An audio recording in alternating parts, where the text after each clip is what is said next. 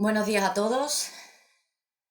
Somos Ismael Tuyani, residente de primero, y Eva Querol, residente de tercero, de la Unidad Docente de Medicina Familiar y Comunitaria del Hospital Universitario de Ceuta. Y la sesión de hoy cursa sobre el protocolo politrauma. Bueno, queríamos empezar la sesión con una cita de un tratado de Maquiavelo que nos ha resultado bastante interesante, que versa así. Hay que tener en cuenta que no hay nada más difícil de llevar a cabo, ni de más dudoso éxito, ni más peligroso de controlar que comenzar con un nuevo orden las cosas. Hace referencia a lo difícil que es comenzar con orden cualquier situación, de ahí a que se realicen diversos protocolos, como el que nosotros vamos a intentar exponer en el día de hoy, para solucionar de una manera lo más efectiva posible diferentes situaciones que puedan poner en peligro la vida del paciente. Bueno, comenzamos con una definición. Un paciente politraumatizado o un accidentado politraumatizado es aquel en el que a consecuencia de un evento traumático coexisten lesiones que afectan a más de un órgano o sistema y que comportan al menos una de ellas un riesgo vital o de pérdida funcional grave para el paciente. Aunque en la última década se ha producido una importante disminución en la incidencia de accidentes, aún supone la primera causa de mortalidad y de discapacidad en menores de 45 años. Sigue habiendo un predominio en el género masculino y el accidente de tráfico encabeza la lista. En cuanto a términos policontusionado o polifracturado, se refieren a que el paciente no presenta lesiones con compromiso vital inmediato. Esa es la principal diferencia. El policontusionado es el paciente con varios traumatismos considerados menores y el polifracturado es el que tiene varias fracturas. Obviamente, para determinar de qué tipo de paciente se trata, debe aplicarse siempre el protocolo de evaluación asistencial inicial al paciente politraumatizado grave. La mortalidad derivada del trauma se distribuye en 3 periodos. El primero, llamado mortalidad inmediata o in situ, que corresponde al 40% del total, es el que se produce en los primeros segundos o minutos tras el traumatismo, debido a lesiones letales per se, como lesiones de grandes vasos, lesiones del tronco cerebral, etc. Se puede disminuir esta mortalidad a través de la prevención primaria y secundaria. El segundo periodo, o mortalidad precoz, equivale al 50% y es el que se produce entre los primeros minutos y las primeras horas, debido a lesiones primariamente no mortales, pero que, dejadas evolucionar naturalmente, pueden provocar la muerte del paciente, como por ejemplo una insuficiencia respiratoria o un shock hipovolémico, entre otras.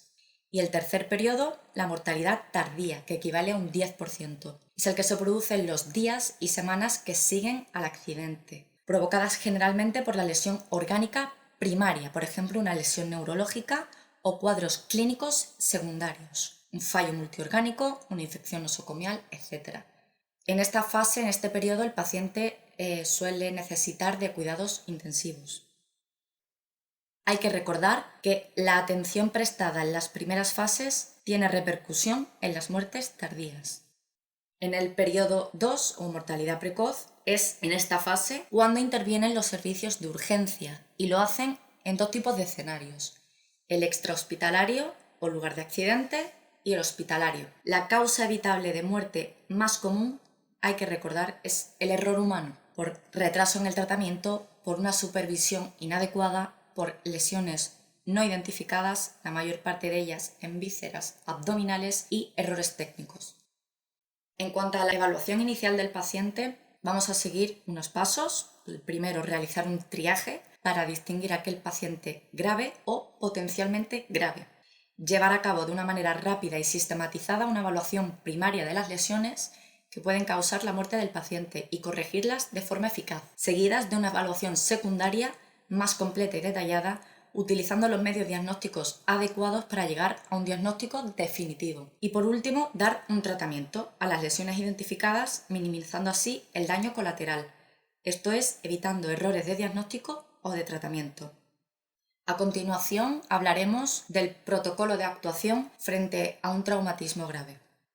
El protocolo de actuación frente a un politraumatizado nos vamos a basar en un comité de trauma del Colegio Americano de Cirujanos, cuya finalidad es el diagnóstico y tratamiento de las lesiones del paciente por orden de importancia, para lograr una reanimación eficaz. Consta de 3 fases: la evaluación primaria y soporte vital, evaluación secundaria y el tratamiento definitivo. Este protocolo tiene 2 importantes normas. La primera, no debe pasarse de una fase asistencial a otra sin haber resuelto o por lo menos iniciado las medidas encaminadas a solucionar el problema detectado. Y segundo, no debe olvidarse la reevaluación periódica de la vía aérea, la ventilación y de la circulación, así como de la efectividad de las medidas adoptadas anteriormente. Vamos a hablar a continuación de la activación del código trauma.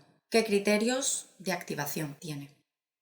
Para la activación del código trauma tenemos índices de gravedad, entre ellos los criterios fisiológicos que os mostramos en la tabla, junto con escalas, la Reduced Trauma Score y la Injury Severity Score, que nos ayudan a obtener puntuación para guiarnos a la hora de activar dicho protocolo. Se tiene en cuenta la frecuencia respiratoria, el nivel de consciencia, la tensión arterial, entre otros. Los criterios anatómicos, como las lesiones penetrantes de cabeza, cuello, tronco y parte proximal de los miembros, la parálisis de un miembro, la quemadura de más del 10% o lesiones por inhalación o inmersiones prolongadas, las marcas del cinturón de seguridad en un accidente de tráfico y el bolet costal, entre otros. En cuanto al mecanismo lesional, tendrá en cuenta si ha habido una expulsión del automóvil, muerte de otros pasajeros en el mismo vehículo, atropello del peatón o del ciclista, accidentes de motocicleta, caída de más de 6 metros de altura. También tenemos la comorbilidad que presenta el paciente, en el que incluye las edades extremas, menor de 5 o mayor de 65 años, las enfermedades cardíacas, respiratorias o de factores de riesgo cardiovascular, el embarazo, la inmunodepresión o trastornos hemorrágicos y si el paciente está tratado previamente con anticoagulantes. Pasamos a desglosar las diferentes evaluaciones. Comenzamos por la evaluación primaria, donde nos centraremos en las siglas ABCDE por sistemas, que veremos a continuación.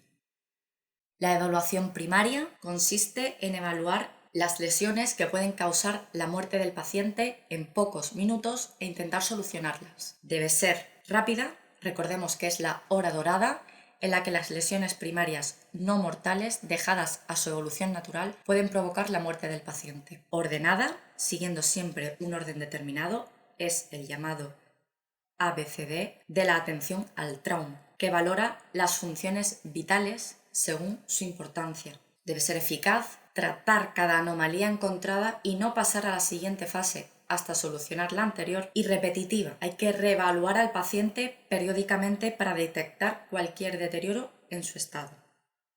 Recordemos que la A corresponde a vía aérea permeable e inmovilización cervical, la B, mantenimiento de la ventilación, C, control de hemorragias y estado circulatorio, la D, valoración neurológica y la E, exposición y protección térmica. Hay algunos autores que hacen referencia a otra letra, la F, que consideran la reevaluación periódica del paciente.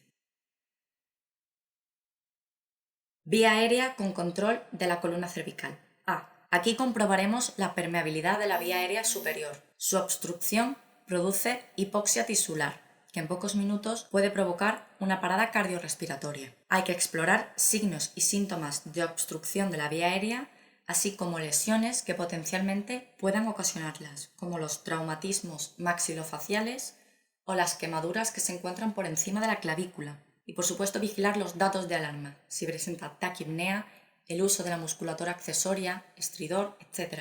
La causa más frecuente de obstrucción de la vía aérea es la disminución del nivel de conciencia. En todo paciente con una puntuación en la escala de Glasgow menor o igual a 8, habrá que proteger la vía aérea mediante intubación endotraqueal, teniendo en cuenta siempre distintos tipos alternativos, como puede ser la mascarilla laríngea o el videolaringoscopio.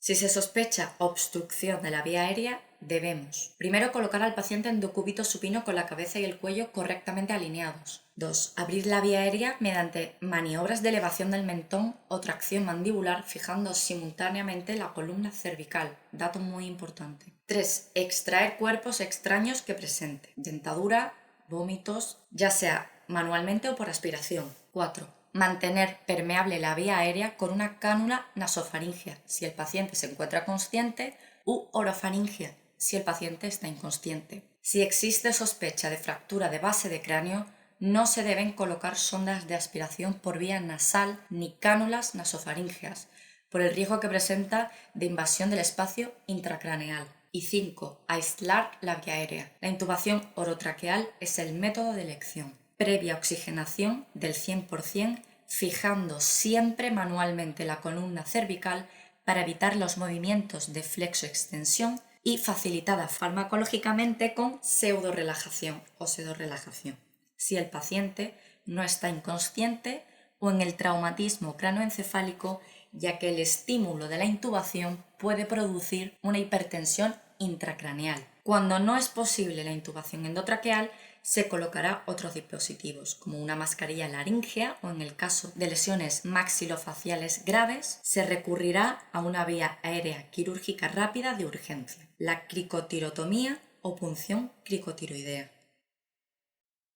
Como hemos hablado anteriormente, los signos y síntomas de obstrucción de la vía aérea: disminución del nivel de conciencia, trabajo respiratorio o bradipnea, el estridor, afonía, disfonía o ronquera en un paciente tras un accidente y, muy importante, el efisema subcutáneo cervical. Todo esto nos hace sospechar una obstrucción de la vía aérea, por lo que deberemos pasar a los pasos anteriormente descritos. Hay que tener en cuenta lesiones de estructuras de la vía aérea. Muy importante: la rotura traqueal o laringea y el edema facial. Lo primero que hay que hacer para comprobar la permeabilidad de la vía aérea es llamar al paciente. Es un dato rápido que nos puede dar muchas pistas, tanto la ventilación del paciente, permeabilidad de la vía aérea y el estado de consciencia que presenta. Las indicaciones de intubación orotraqueal: si el paciente presencia apnea, si es imposible mantener la vía aérea permeable por otros medios, la necesidad de proteger la vía aérea de aspiración de sangre o de vómito, el compromiso inminente o potencial de la vía aérea, como por ejemplo lesiones por inhalación, fracturas faciales, hematoma retrofaringeo o presencia de convulsiones, traumatismos cerrados de cráneo que requieran ventilación asistida, o la imposibilidad de mantener una adecuada oxigenación por medio de una máscara de oxígeno suplementario. Todas estas maniobras se deben realizar con un control manual de la columna cervical, que se presupondrá afectada en todo paciente politraumatizado con lesión por encima de la clavícula. A continuación, os dejamos 2 tablas con indicación y posibilidad de intubación de emergencia. Entre las indicaciones a destacar, una hipoxemia persistente menor al 90% de la saturación de oxígeno a pesar de un oxígeno suplementario. Como hemos hablado antes, el deterioro del nivel de conciencia con una escala de Glasgow menor o igual a 8, un shock hemorrágico grave y, por supuesto, una parada cardíaca. En cuanto a la posibilidad, un trauma facial, una agitación refractaria al tratamiento o una dificultad respiratoria sin hipoxia o hipoventilación. Pasamos a continuación a la B, ventilación. La permeabilidad de la vía aérea no asegura un intercambio gaseoso adecuado. Esto es muy importante. Hay que evaluar los signos que indiquen alteración en la ventilación, como pueden ser la taquipnea o bradipnea extremas, una alteración en el murmullo vesicular en la auscultación, movimiento torácico paradójico, disociación tóraco-abdominal, un tiraje o un enfisema subcutáneo, una desviación en la tráquea, una desaturación importante, una cianosis o una ingurgitación yugular. Signos claros de neumotórax hipertensivo y taponamiento cardíaco. En caso de detectar insuficiencia respiratoria, debemos asegurar un adecuado nivel de oxigenación y correcta ventilación mediante dispositivos que garanticen un correcto intercambio gaseoso. Hay que tener en cuenta que la ventilación artificial invierte la presión intratorácica durante la inspiración, positiva en lugar de negativa, lo que en estos pacientes puede convertirse en un verdadero riesgo. Mientras aseguramos una adecuada oxigenación y ventilación, hay una serie de patologías que debemos tener en cuenta y que alteran la ventilación de forma aguda y requieren un tratamiento específico y emergente. El traumatismo torácico abierto, donde hay una lesión de la pleura parietal. La cavidad pleural entra en contacto con la atmósfera, provocando un neumotórax abierto o el llamado tórax soplante. En la inspiración entra el aire por la vía aérea y la herida, limitando la insuflación pulmonar. En expiración disminuye la presión intratorácica positiva, al salir el aire a través de la herida, limitando así el vaciamiento pulmonar. El tratamiento, como veis en la imagen, consiste en ocluir la solución de continuidad en la pared torácica con un vendaje estéril asegurando 3 lados. En expiración, el margen abierto permitirá la salida del aire, impidiendo que actúe con un mecanismo valvular, evitando así la aparición de neumotórax a tensión. Administraremos oxigenoterapia, valorando la necesidad de intubación y conexión a ventilación mecánica y, por supuesto, analgesia si el paciente lo precisa. Hay que colocar un drenaje torácico lo antes posible. El tratamiento definitivo será el cierre quirúrgico del defecto de la pared torácica.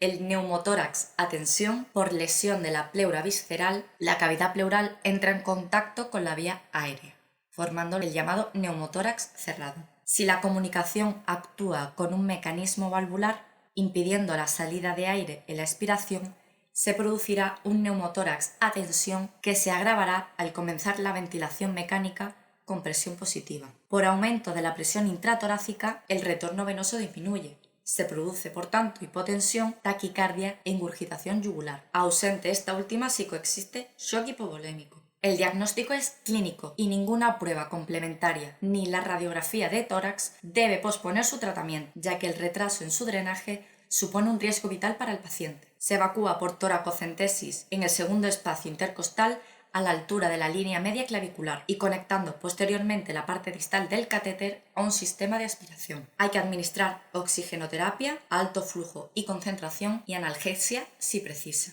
Los signos que presentan son hipotensión arterial, hipoperfusión periférica consistente en frialdad, sudoración, retraso del tiempo de recuperación capilar, taquicardia, oligonuria, etc. Signos de insuficiencia respiratoria. Y en el hemotórax afectado encontraremos en la inspección una ingurgitación yugular con desviación contralateral de la tráquea y disminución de la movilidad en el hemitórax afectado. En la percusión hallaremos timpanismo y en la auscultación abolición del murmullo vesicular. En cuanto al hemotórax masivo, suele producirse por lesiones en los grandes vasos o en las arterias intercostales y es causa de shock hemorrágico e insuficiencia respiratoria por compresión del pulmón. Su tratamiento se basa en la reposición de volumen, oxigenoterapia y analgesia, así como la colocación del drenaje torácico en el cuarto o quinto espacio intercostal anterior a la línea medio-axilar conectado a un sistema de aspiración. A veces es necesario realizar una angioembolización o toracotomía. La colocación de un drenaje suele ser de un calibre grueso, entre 28 o 32 French, para evitar así su obstrucción. Los signos clínicos que encontraremos, además de la insuficiencia respiratoria, serán yugulares ingurgitadas y disminución de la movilidad torácica, así como matidez a la palpación y abolición del murmullo vesicular en la auscultación. El tórax inestable o bollet costal está causado por varias fracturas costales, al menos 3 por lo general, contiguas a ambos lados del punto de impacto, por lo que una parte de la pared torácica pierde su punto de apoyo y se produce un movimiento paradójico de este segmento. El diagnóstico es clínico. El bollet suele estar acompañado de otras lesiones torácicas graves. Hay que tenerlo en cuenta, como pueden ser el neumotórax, el hemotórax o contusión pulmonar. Esta última, la contusión pulmonar, se produce por afectación directa del parénquima pulmonar. Aquí el diagnóstico sí es radiológico y es una de las causas más frecuentes de insuficiencia respiratoria en el traumatismo torácico.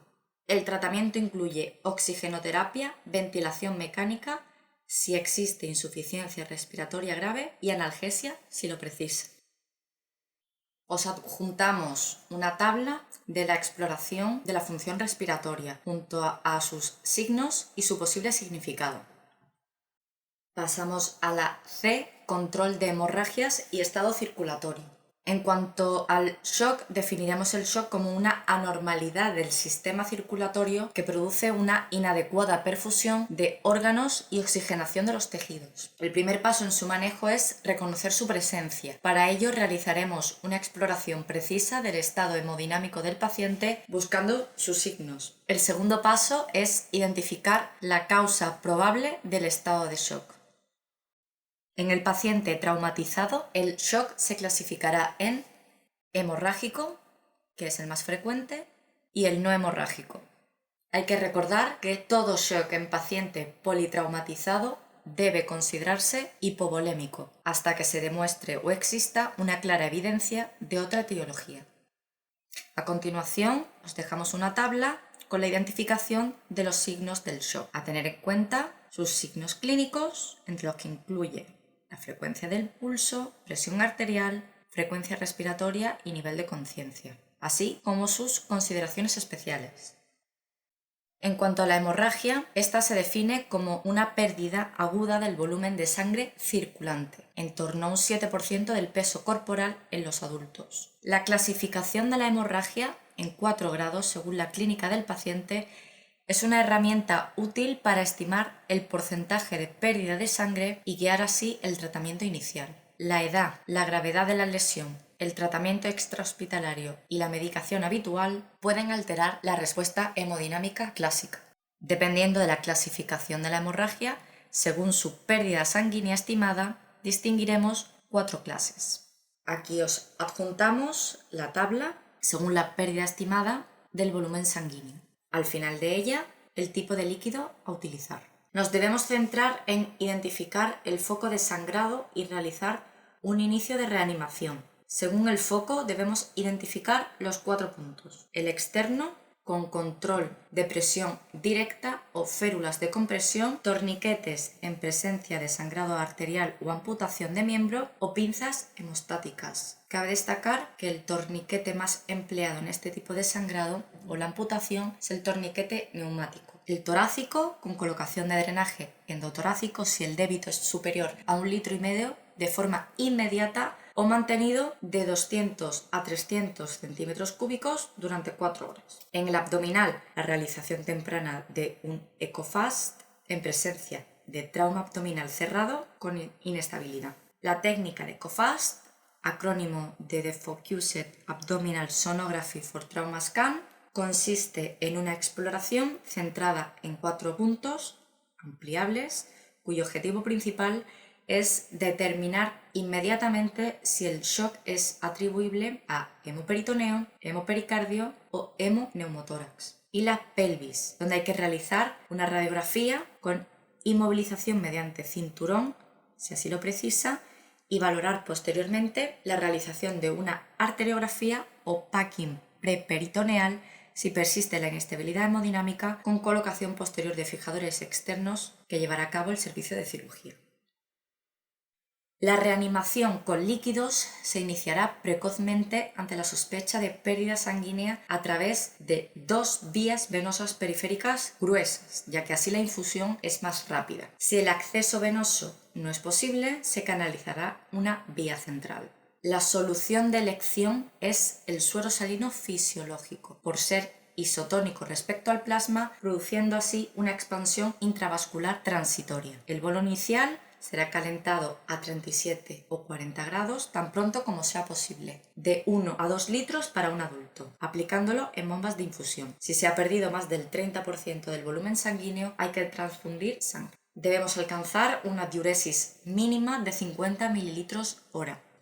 Quiero hacer un apéndice en cuanto a la solución de elección, ya que el Ringer lactato es el cristaloide salino de elección, excepto cuando coexiste un traumatismo cranoencefálico, en el que es preferible la solución salina fisiológica, ya que el Ringer lactato favorece el edema cerebral al aportar agua libre. Por eso, hasta que no descartemos un traumatismo cranoencefálico, siempre la solución de elección en un primer momento será el suero salino fisiológico.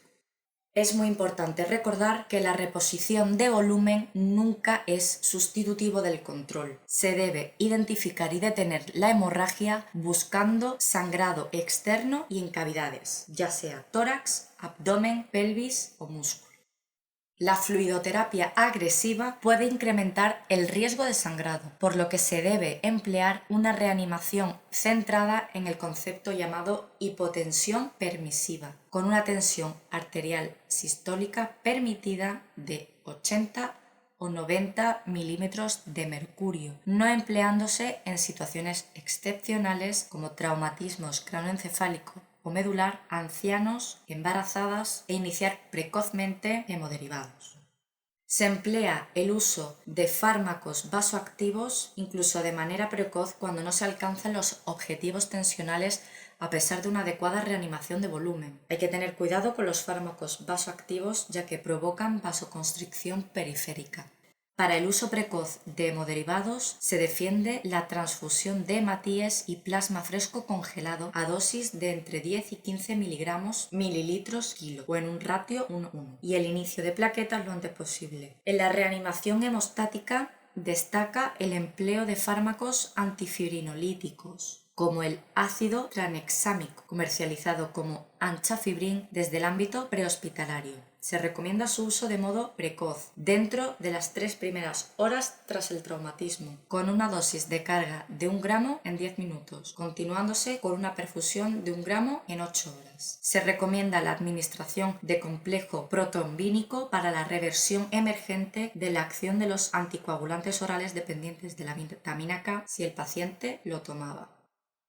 La respuesta clínica del paciente marcará el diagnóstico etiológico del shock y su tratamiento. Diremos que el paciente ha respondido a la resucitación con líquidos si se logra una adecuada perfusión y oxigenación de los órganos. El paciente está consciente, bien perfundido y mantiene un buen ritmo de diuresis. Una respuesta mínima o nula indicará una pérdida persistente de sangre o un shock no hemorrágico, que detectaremos mediante un examen físico cuidadoso. A continuación, os adjuntamos en esta misma diapositiva un algoritmo con los signos y síntomas del shock, así como sus distintos tipos, ya sea hemorrágico o no hemorrágico. Hay que tener en cuenta otros tipos de shock, como el séptico, que es excepcional en las primeras horas tras un traumatismo, y el anafiláctico, ya sea por medicación o drogas.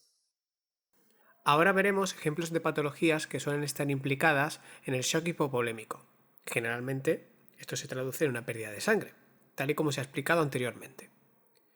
Un ejemplo de estas pueden ser las lesiones de los grandes vasos. Estas, por regla general, suelen tener una alta mortalidad inmediata y suelen ser producto de accidentes de tráfico. Generalmente el volante impacta contra el pecho del conductor. A veces, y solo a veces, las vainas periarteriales contienen la hemorragia y generan lo que se denomina pseudoaneurisma. La zona más afectada es el istmo de la aorta descendente, y en la radiografía genera un ensanchamiento del mediastino y una desviación de la tráquea. El tratamiento es quirúrgico, de manera urgente, en caso de que exista inestabilidad. No obstante, en caso de que el paciente se encuentre en una situación estable, puede hacerse de manera diferida. Otra patología importante es la contusión miocárdica. Esta suele asociarse a lesiones de grandes vasos. El mecanismo es similar al anteriormente explicado.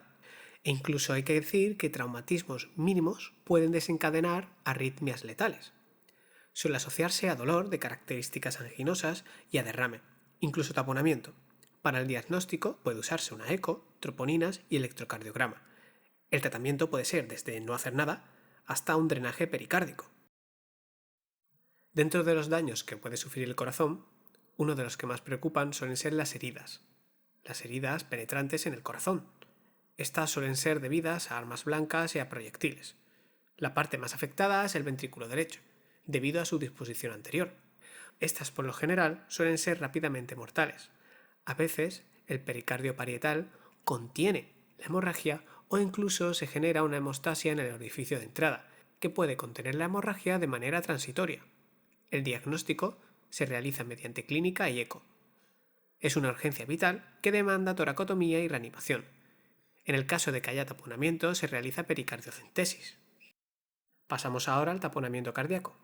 Se produce un gran acúmulo de sangre entre las vainas pericárdicas. Las cámaras se van afectando en el siguiente orden. aurícula derecha, ventrículo derecho, aurícula izquierda y ventrículo izquierdo, ya que la primera que colapsa es la aurícula derecha, debido a las presiones que ésta maneja. Se caracteriza por el pulso paradójico, taquicardia y triada de Beck, aunque también puede haber fenómeno de Kussmaul. El diagnóstico se realiza mediante la clínica, eco, radiografía y electrocardiograma. Para tratarlo utilizaremos sueroterapia, para aumentar así la precarga, y la pericardiocentesis. Totalmente contraindicado los diuréticos y los vasodilatadores, ya que estos bajan la precarga. Y esto es lo último que nos interesaría. Pasamos ahora a la pelvis. Hay que hacer hincapié que estas fracturas son una de las causas de hemorragia más frecuentes en los politraumatizados. Se dividen en 3 tipos, A, B, C, según se afecten los ligamentos sacroiliacos anteriores, posteriores o ambos. En esta tabla vemos una clasificación en la cual vamos a ir matizando qué estructuras se afectan y qué tipo de inestabilidad tienen cada uno de los tipos de fracturas. Primero tenemos el tipo A, en el cual no hay inestabilidad y se afecta meramente el hueso. Pasaríamos a la tipo B, que tiene una inestabilidad rotacional intrínseca. Dentro de esta tenemos B1, B2 y B3. En el B1, llamado también libro abierto, se afectan los ligamentos sacroiliacos anteriores. En el B2 se afectan los posteriores. Y en el B3 se afectan tanto anteriores como posteriores de manera bilateral. Y por último tenemos el tipo C, el cual es inestable, tanto vertical como rotacionalmente. En este se afectan los ligamentos sacroiliacos anteriores y posteriores simultáneamente. En cuanto al tratamiento, hay que decir que es imperativo cerrar la pelvis, ya que una pelvis abierta probablemente tenga vasos que están seccionados y que están sangrando, y eso es lo que está haciendo perder sangre al paciente. ¿Cómo la cerramos? Bueno, lo suyo es utilizar un cinturón pélvico. Un cinturón pélvico que ha de quedar por debajo de la cresta ilíaca y cuya hebilla ha de quedar a la altura del pubis. En el caso de que no tengamos cinturón pélvico, habrá que utilizar cualquier cosa que sirva para comprimir la pelvis y cerrar. Aquí en la imagen se muestra un compás pélvico. Es un artilugio un poco más específico que suele utilizarse sobre todo en las B1, que son las libro abierto.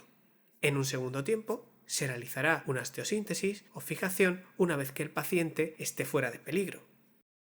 En esta diapositiva os dejo un par de conceptos importantes, que son como por ejemplo que las fracturas tipo C son las que más sangran, después estarían las B1, y el por qué las B1 sangran más que cualquier otro tipo B, por ejemplo que las B2 o B3. Y esto se debe a que estas fracturas se producen al romperse los ligamentos sacroiliacos anteriores y por lo tanto presentan una inestabilidad rotacional que rota los plexos tanto a nivel nervioso como a nivel vascular y por lo tanto producen desgarros locales que pueden derivar en una hemorragia. Las fracturas que menos sangran son las tipo A y después las tipo B. ¿Ideas clave? Bueno, pues tendríamos por ejemplo que es imperativo cerrar la pelvis. Si hay dudas si hay una fractura pélvica o no, habrá que cerrarla igualmente. El cierre se realizará con un cinturón pélvico o cualquier cosa que nos ayude a cerrar la pelvis. Y el cinturón pélvico siempre debe de colocarse inferior a la cresta ilíaca y nunca la hebilla ha de superar la sínfisis del pubis. Lógicamente, si hiciera esto, quedaría por encima de la cresta ilíaca. En cuanto a la D o valoración neurológica, destacaremos la escala de Glasgow. Esta es la escala utilizada con más frecuencia para realizar la valoración neurológica. Evalúa la respuesta motora, verbal y ocular del paciente con una puntuación entre 3 a 5 puntos donde se mide el nivel de conciencia. Tiene valor pronóstico. Además, detecta la presencia de focalidad y la valoración pupilar, su tamaño, asimetría y reactividad, lo cual nos aporta mucha información a nivel cerebral.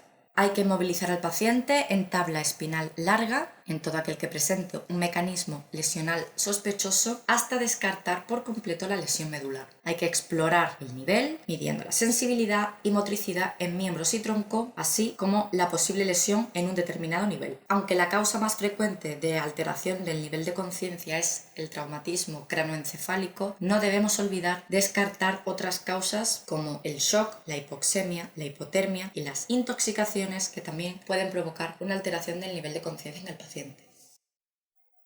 A continuación, os dejamos la escala de Glasgow mostrando la puntuación ocular, la puntuación verbal y la puntuación motora según las órdenes que obedezca el paciente. En cuanto a la respuesta motora del paciente, donde os dejamos el nivel de respuesta motora del paciente según la motricidad. Así, si se alcanza el hombro con el codo, evaluaremos la respuesta motora del deltoides hacia 5. Si flexiona o extiende el antebrazo, separa los dedos, extiende la rodilla o dorsiflexiona el tobillo, por ejemplo. A continuación os mostramos la evaluación a nivel sensitivo. Dependiendo de la sensibilidad que presente el paciente según qué área corporal, podremos localizar o no el nivel de lesión medular, si es que lo presenta. No hay que olvidar la sensibilidad de la región perianal, correspondiente a S4 y S5. Hablemos del daño medular. Existen 3 tipos de daño medular: inestabilidad medular, síndrome caudoquino y secciones medulares. Estos pueden darse por 3 tipos de mecanismos. Mecanismos directos, es decir, directamente en la médula; indirecto, ya sea por compresión vascular, contusión y tracción; y secundario. Inestabilidad neurológica o medular. Para definir este concepto es importante diferenciarlo de la estabilidad hemodinámica, que dependerá del sangrado, fundamentalmente, que es lo que conocemos como shock hipovolémico. El shock hipovolémico presenta hipotensión y taquicardia, tras una pérdida masiva de sangre. En estos casos, el tratamiento será el aporte sanguíneo. Habrá además disminución de la precarga y del gasto cardíaco. Sin embargo, a nivel neurológico tendremos shock medular, presenta hipotensión con bradicardia, los reflejos estarán ausentes, además presentará una parálisis flácida que, cuando pasen 48-72 horas, se puede volver espástica. El mecanismo es una alteración de las neuronas periféricas y el elemento que nos determinará que este shock ha terminado es la aparición de reflejo bulbocavernoso. En el shock neurogénico, presenta hipotensión con bradicardia, la exploración será muy variable, pero el mecanismo será muy diferente, produciéndose por una lesión del simpático, por la que disminuye la resistencia vascular periférica, es decir, se produce vasodilatación, y por lo tanto disminución de la tensión y de la frecuencia cardíaca. Es importante reconocerlo porque será indicación de realizar una monitorización intensa mediante catéteres de Swan-Ganz y utilizar fármacos vasopresores. Puede desaparecer en torno a las 48 y 72 horas posteriores. Hablando del reflejo bulbocavernoso, hay que decir que su centro es S3-S4 y una vez que éste aparece, como hemos dicho antes, todo daño medular que esté será permanente, ya que nos indica el fin del shock medular. En la siguiente diapositiva os adjuntamos la escala ASIA, que evalúa el daño medular, la cual se divide en A, B, C, D, E. Pasamos al síndrome caudoquino. Este se debe a una lesión en la cola de caballo. Recordemos que esta empieza a partir del E1. Presenta anestesia en silla de montar e hipotonía o atonía del esfínter anal. Además, una incapacidad de retener la orina, asociándose pues también a una disfunción sexual. Se ha de actuar con rapidez, realizando resonancia magnética y cirugía en las primeras 48 horas. La recuperación puede ser prácticamente total a nivel motor y sensitivo y parcial a nivel de esfínteres. Por último, tenemos las secciones medulares, las cuales podemos verlas en las siguientes tablas. Un peligro latente es asumir que existe una sola causa de shock. Los pacientes politraumatizados, como ya hemos visto, tienen una afectación múltiple y por lo tanto pueden coexistir a la vez varios tipos de shock. En cuanto a la evaluación exposición y protección térmica, hay que desvestir completamente al paciente para facilitar así su exploración completa, tras lo cual es importante protegerlo para evitar la pérdida de la temperatura corporal. El esfuerzo por prevenir la hipotermia debe considerarse tan importante como cualquier otro componente de la valoración primaria, por ejemplo, retirar las prendas húmedas. Otros procedimientos son monitorización continua del ritmo cardíaco, así como la tensión, la saturación de oxígeno y la capnografía si el paciente se encuentra intubado. El acceso vascular, como ya hemos dicho, se canalizarán 2 vías en los 2 brazos de un calibre grueso, del número 14 preferiblemente. En las analíticas incluiremos hemograma, bioquímica con enzimas cardíacas, coagulación y gasometría arterial con lactato.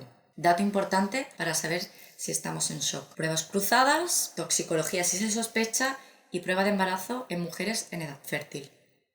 En cuanto al sondaje gástrico por vía oral, en el caso de traumatismos cranoencefálicos o facial ante el riesgo de trauma de la base del cráneo, disminuyendo la distensión gástrica y el riesgo así de broncoaspiración. En cuanto al sondaje vesical, para medir la diuresis, como para descartar coloración hematúrica, por ejemplo por afectación abdominopélvica. No hay que colocarlo en caso de sospecha de lesión uretral, como sangre en el meato o equimosis perineal, hematoma testicular o vulvar o elevación de la próstata en el tacto rectal. En cuanto a la sedación y analgesia, los fármacos más indicados son los opioides, entre los que se incluye el tramadol, que carece en gran medida de los efectos secundarios de este, aunque se plantea el uso de ketamina junto con dosis bajas de benzodiazepinas administradas previamente en caso de intervenciones cortas y dolorosas. Se plantea así el uso también de midazolam, diazepam o fármacos neurolépticos. Hay que recordar que uno de los más utilizados es el fentanilo, ya que es uno de los más seguros en cuanto a la inestabilidad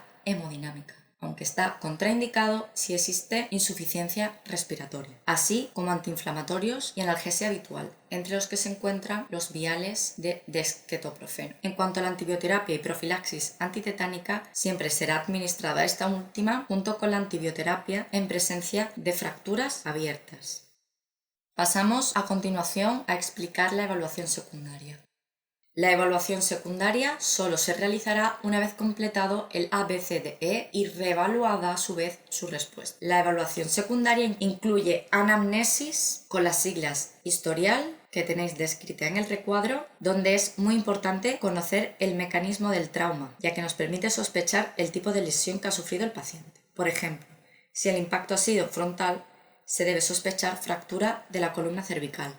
Continuaremos con un examen físico minucioso de cabeza a pies, ya que existe el riesgo de que alguna lesión haya pasado desapercibida, y la evaluación radiográfica que nos confirme las lesiones sospechadas en la evaluación primaria.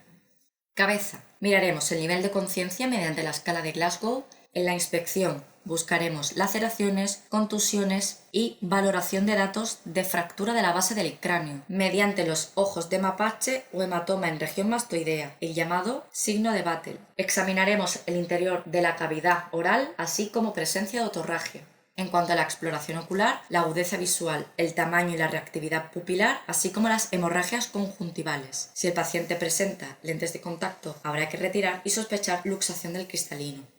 En cuello y columna cervical se procederá a la retirada del collarín cervical, pero siempre manteniendo el control mediante inmovilización manual. En todos los pacientes debe sospecharse una lesión de columna cervical inestable mientras no se demuestre lo contrario. La ausencia de sintomatología neurológica nunca excluye la presencia de lesión en la columna cervical. Se realizará inspección, palpación de pulsos carotídeos, auscultación carotídea en busca de soplos y valoración de la presencia de ingurgitación yugular, valorando así la presencia de neumotórax hipertensivo o taponamiento cardíaco. Hematomas, sobre todo estigmas del cinturón de seguridad si lo llevaban, alineación cervical, desviación traqueal y presencia de enfisema subcutáneo. En cuanto al tórax, en la inspección por detrás y por delante buscando heridas penetrantes o segmentos de inestabilidad de la pared costal Bole, así como la presencia de asimetría ventilatoria. Palparemos costilla, esternón y clavículas. En cuanto a la auscultación, en las bases buscaremos ausencia de murmullo vesicular, que nos indicará derrame, o en vértices en la cara anterior buscando neumotórax. En el corazón, disritmias o ruidos cardíacos apagados nos sugerirán un taponamiento pericárdico. En la percusión, una hiperresonancia y timpanismo nos indicarán la presencia de hemo o neumotórax. Y en una radiografía de tórax portátil iremos en busca de un ensanchamiento mediastínico, hemotórax, neumotórax o aumento de la silueta cardíaca.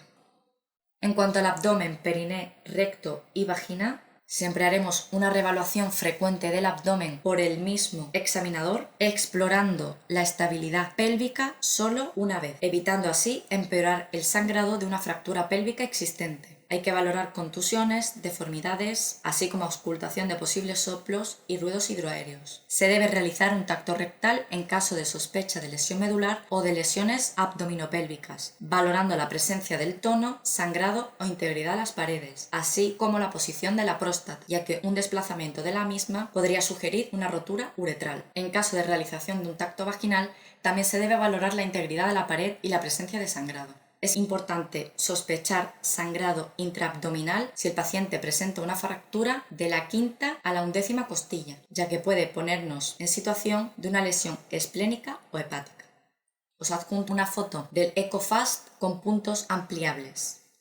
Extremidades y espalda. Inspeccionaremos contusiones, lesiones, deformidades, acortamiento y rotación, capacidad de movilización, sensibilidad, temperatura, perfusión y pulsos. Pueden existir lesiones tendinosas y ligamentosas sin que haya fractura. Explorar la estabilidad pélvica, como hemos mencionado anteriormente, nunca sustituir la exploración sistemática del aparato musculoesquelético por un examen radiológico. Debemos palpar al paciente. Mediante movilización en bloque del paciente con 5 personas se buscarán hematomas, crepitaciones, deformaciones y referencia de dolor a la palpación.